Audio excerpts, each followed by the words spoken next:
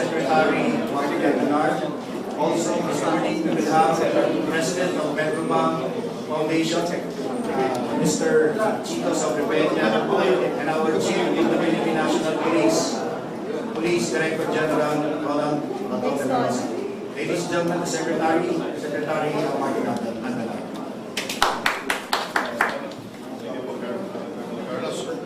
Isang makasaysayang umaga naman ng mga kabayan.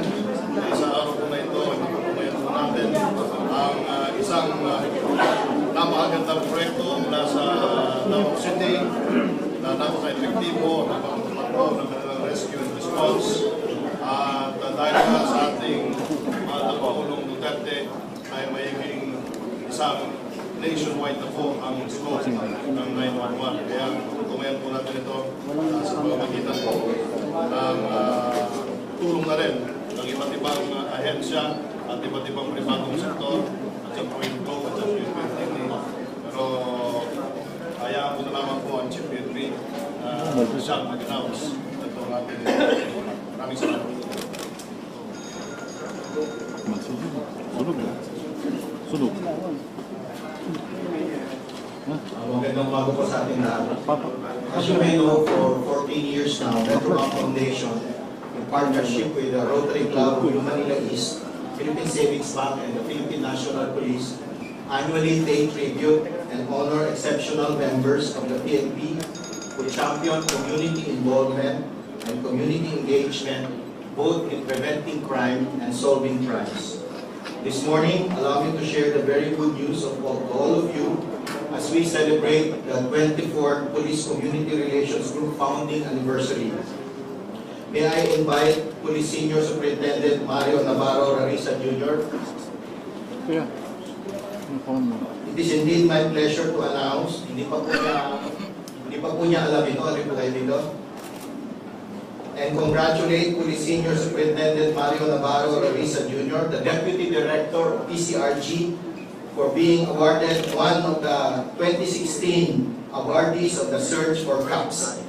Police Senior Superintendent Rarisa have been selected as one of the officers in the Commission Officers category of the Cops. Congratulations, sir.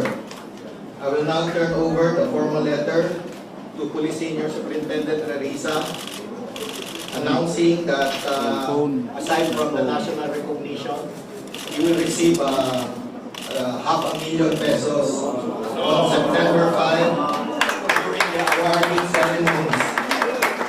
Congratulations to the Senior Superintendent Rarisa. I take this opportunity to also ask all our police commission officers and the commanders in the field to nominate their outstanding police officers for our 2017 edition. Maraming salamat. Thank you.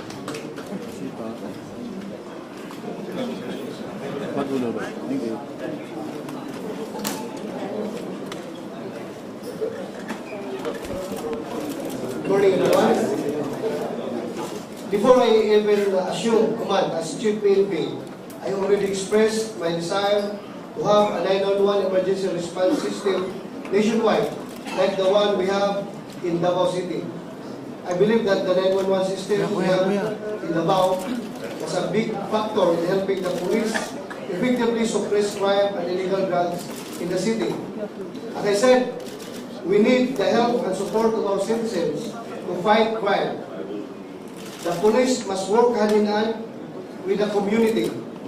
When we first expressed this to PLDT, they told us changing the National Emergency Response System from the existing 117 to 911 is difficult and will take a long time. But when we told them that President Duterte is giving the police only 3 to 6 months to make the Philippines drug-free, meaning we shall have eradicated all big syndicates, stop new illegal drugs from coming in the country, and significantly lessen the supply and suppliers, pushers of illegal drugs. PLDT responded to the challenge and committed to deliver it in 30 days. From the day 1 I assumed command, so now, August 1, I exactly exactly 1 month of my assumption as Chief PNP, we now have 911 as the nationwide emergency response number. Palakpakan po natin yung PNP.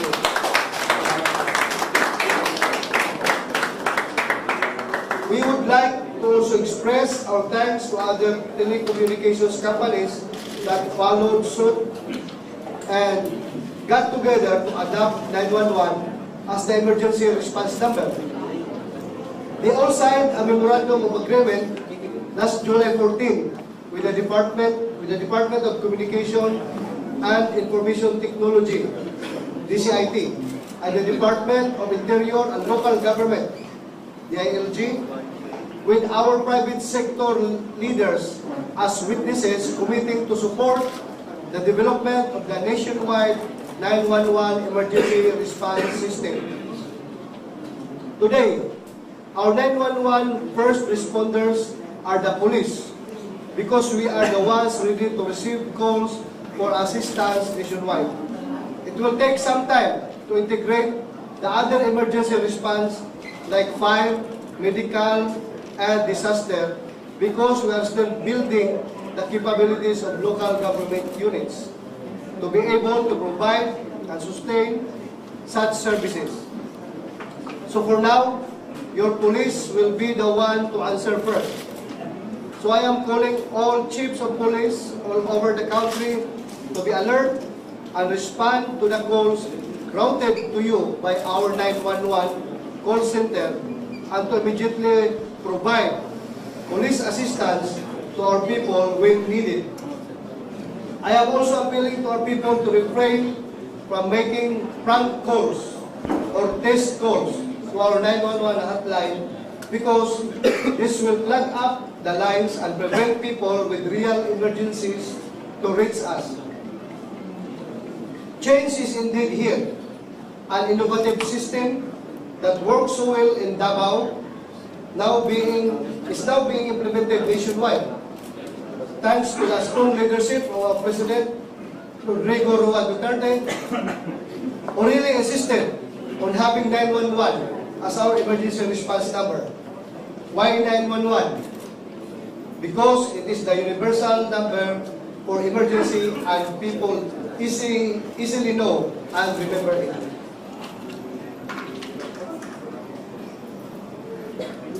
That's all. Thank you.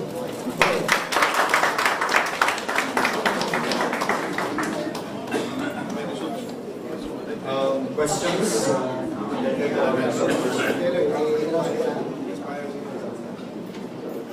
As of 7 o'clock this morning, Monday, August 1, 2016, the following are observed by the National Operations Center relating to the activation and launching of emergency hotline 911 on 01 a.m. August 1, 2016. Recorded calls is 2,475, legitimate handled calls 75, drop calls 1,119, and prank calls is 304. Various calls for emergencies were responded by the Joint PNP, BFP, and DOH responders calls for assistance, which are ambulance assistance, amok, vehicular accidents, creating trouble, drug racing, drinking in public places, harassments, illegal drug posing, riots, and other emergency calls from Filipino citizens asking for 911 response. The PNP's 18 police regional offices, 85 police provincial offices, 20 city police offices, 117 city police offices, 1,494 municipal police stations, and 5 districts of National Capital Region Police Office were alerted to respond with their available resources since July 29, 2016.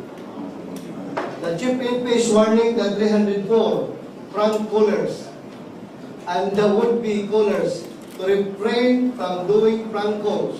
The 911 system is currently tracking the prank callers, and we will make sure that you will be unmasked and arrested. Ano? Okay, thank you. First question from Doc Pagano. Dahil tayo kasi also na talagang alam natin kung sino yung mga crop waters. Paano yun, sir? We will have our own way of knowing them. But hindi natin sa masyadong bigyan ng importansya. Marami tayo nahabol ng mga kriminal. Hindi na sila gaalong kriminal. Yan, mga nagulupo na yan. But yun nga lang, kailangan natin sabihan sila na to refrain from doing such because it will result of plugging our lines and imbis na yung talagang legitimate na goals, emergency goals, hindi natin na-address. Dahil lang nag-plug up ang linya. So, we have to refrain from doing such. Sir, response time. Response time. Ideas. Meron na ba tayo nakuha ng response The time? last time was 10. Down to 7 and 5. So, 10 down. Start, then naging 7, then naging 5. Kasi ito, yung look natin kasi, kulitado yun directly doon sa mga unit commanders. At pag yung unit commanders ang na-inform personally, talagang mabilis yung responde dahil they are the commanders. Sir, sa clarified payment rate, is it 5 pesos per load or 5.50? Pero ang gusto ni President is for so far, the President later, ginagawa pa kung executive order na gusto sabihin na dapat free yung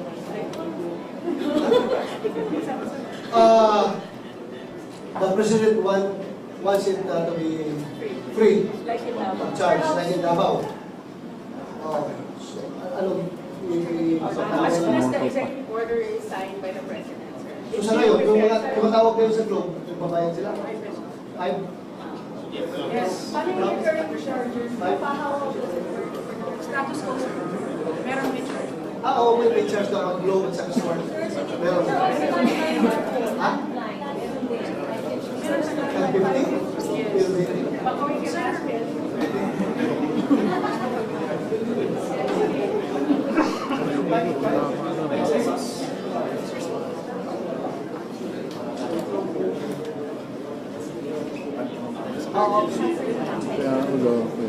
Yun nga, establish ko lang na muna, kung may tawag, may bayad. Pero hinihintay pa nila yung executive order galing from NTC sa JLG na gawing free.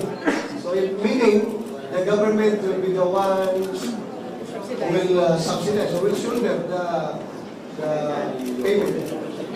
I am a Calma and then Marisa Mali. Yes. Secretary, sir, how soon do you assign that goal or the draft for this? Of course, this is an emergency office. Walang kompanya sa now. How can you report that, sir? The Office of the Executive Secretary is already drafting the executive order. Now, I do believe that the 5 peso that Globe is charging and Smart is charging, this is based on the good practices in the United States of America. I understand that Rescue 911 or 911 in the United States, they do charge, and one of the reasons why they charge is for to discourage the prank callers. Marisa Mali. Sir, if just to follow up on that question, how would you reconcile now being able to prevent prank callers, but at the same time being able to help? Kasi we're not as rich as America. Of course, they will be charging that much. But It is part of the civic responsibility of every Filipino to act responsibly and to help each other. And I guess government has, as the JFK said, right? As JFK said, it's not what your country can do for you, but what you can do for your country. So we also expect the citizenry to be cooperative toward them.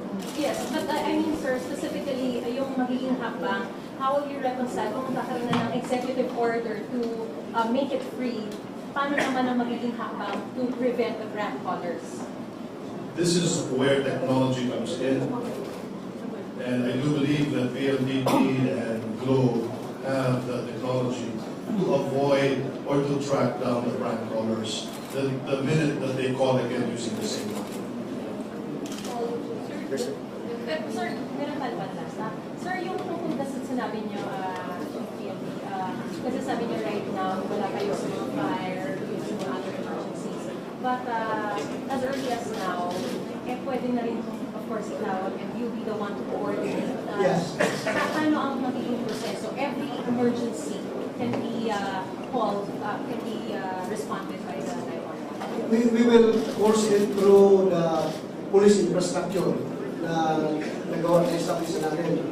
So yung police doon sa lower ground, doon sa field mismo, sila nang pupunta sa contact ng fire, ng health services, or yung iba medical evacuation, disaster, sila na mag-coordinate. Kaya nga, hindi pa gaano na efficient dahil nga yung police parang ginagamit natin. But once na-establish na yung para sa fire, para sa medical, ano yan, from National Operation Center, diretso lang bago doon sa fire, hindi na dadaan sa police.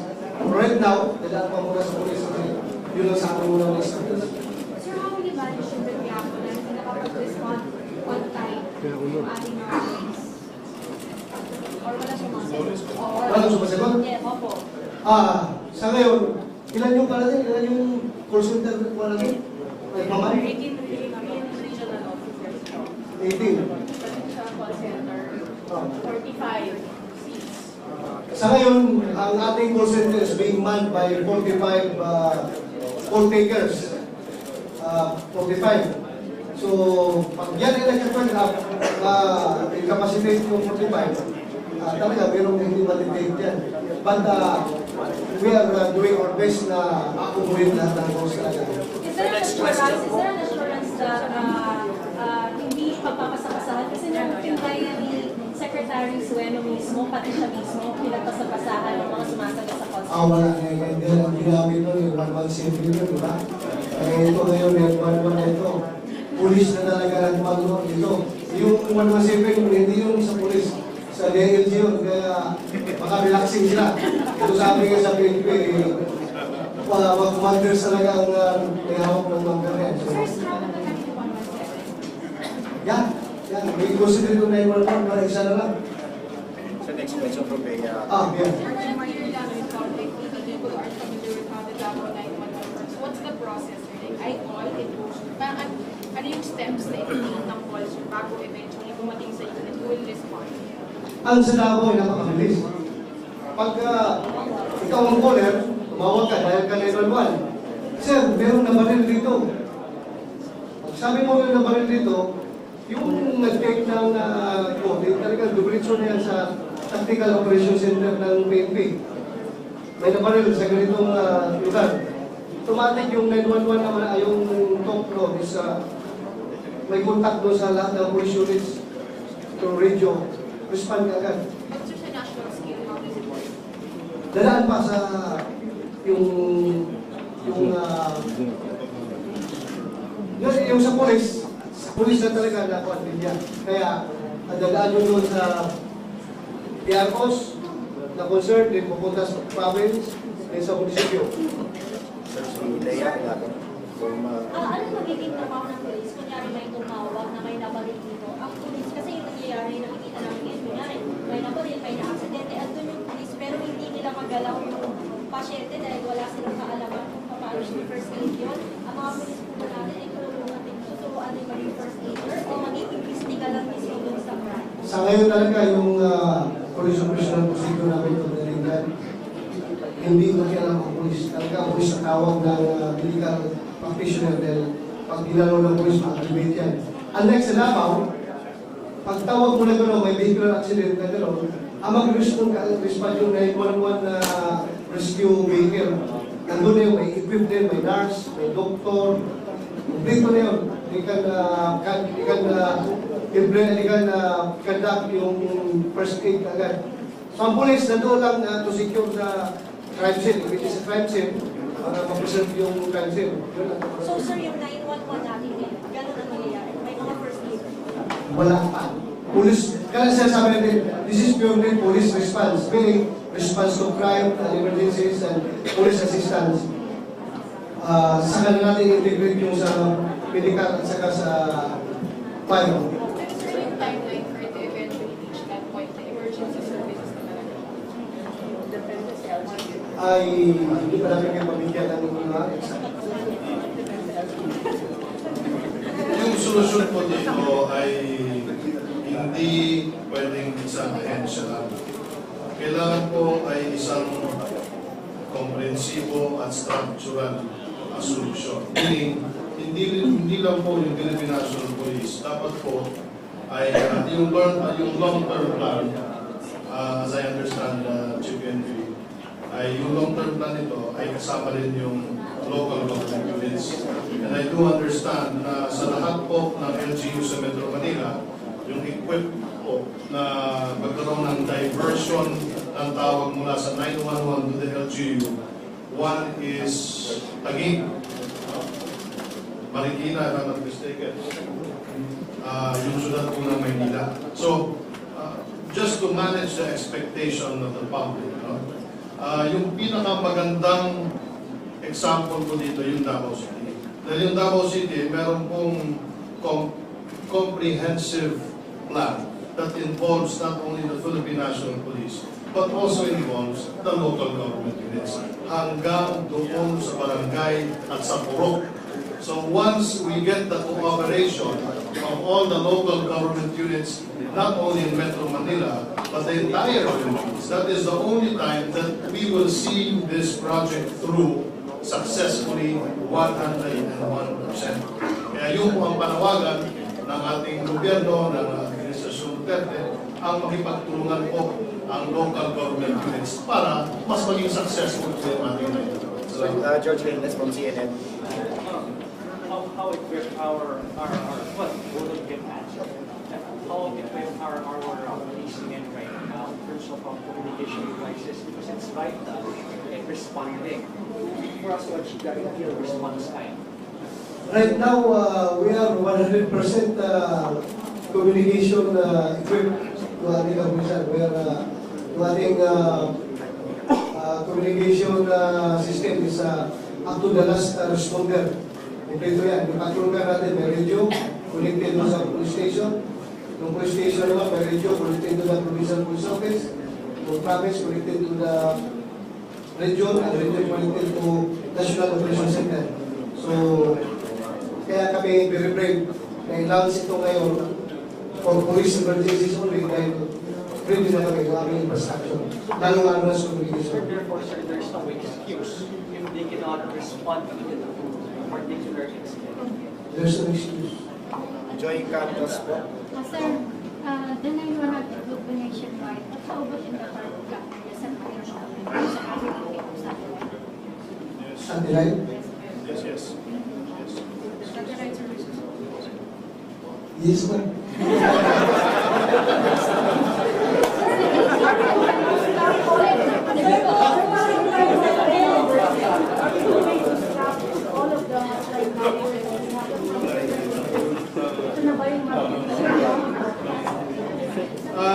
You know, everything is, we are creatures of habit. No? So yung mga sanay sa 16565, yung mga sanay sa 117, you can still dial those numbers. But you will be diverted to 911. So ngayon, hanggang yung 8888, ito po ay para doon sa red tape at corruption. At para po naman doon sa nangailangan ng agarang tulong, 911, may reklamo, may sunog, etc. So yung 117 will still exist until such time that we all get used to 911. Now, meron pong infrastructure yung 117 na existing. At meron din po sila mga best practices doon na dapat natin magpatuloy. So, ang mangyayari po dito ay we will subsume yung 117 under 911. Tama po ba? By January 1, 2017. Sir, paano malalagot yung mga police natin sa mounting na yung complaint sa kanila? We strike 1, strike 2, strike 3 ba tayo? Ito, sabi nga ni Secretary, today rin, simultaneously, nilalaw sa atin yung 8888. That is the complaint outline. So, direct yan to the President. Isipin nyo, kung kayo hindi nirespondihan ng polis, tawagin ng 8888, diretso kay Presidente yan, sigurado mamalasin yung polis, wag hindi gumagalaw. Diba? So, kung nag-complement sa akin yan, 911, pag hindi na-respond yan ng 911, you resort to 888. Complain kayo nun. Hindi kami election ng police sa 911. So, direct kaya sa Office ng Presidente. So, yan lang muna, yung infrastructure na available for us. Sir, clarify lang po ulit. Sir, kasi tayo diba ng text bago?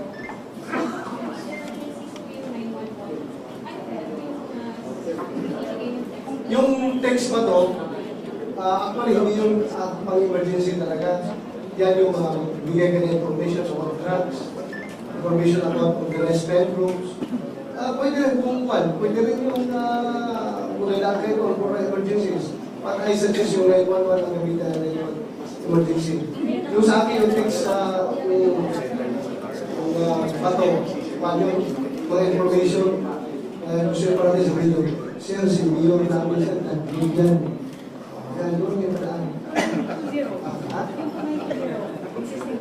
Existing pa rin ang more later, isa-subsume na rin yan namin sa bato.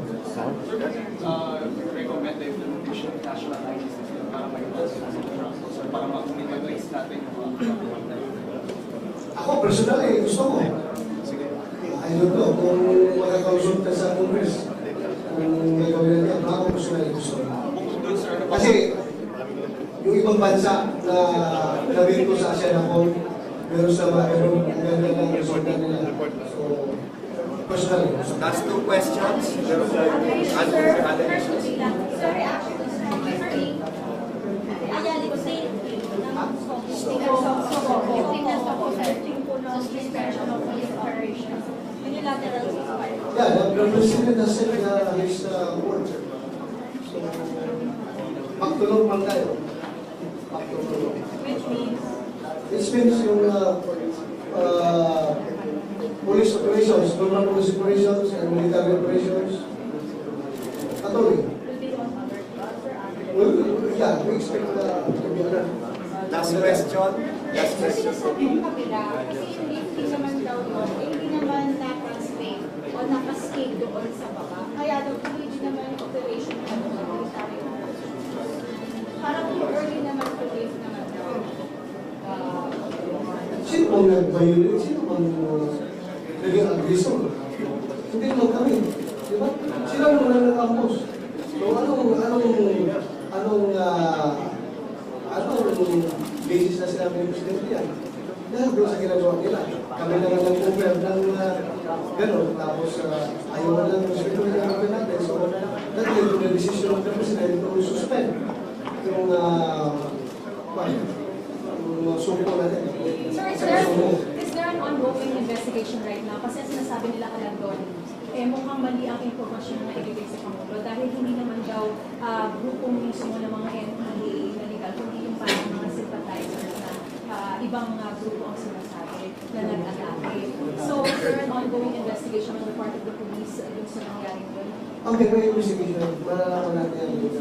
Sir, But we cannot question the President's wisdom on lifting the sumpo and the sumpo. sir, yung status ng ibang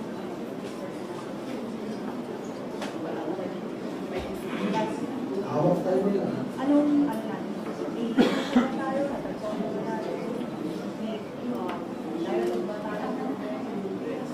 Ongoing yung rescue efforts ng local force natin sa military. Okay, thank you very much po. Thank you for coming this morning for the press conference of Secretary at the Chief PNP and the Metro Foundation. Maraming salamat po sa inyong pagdalo.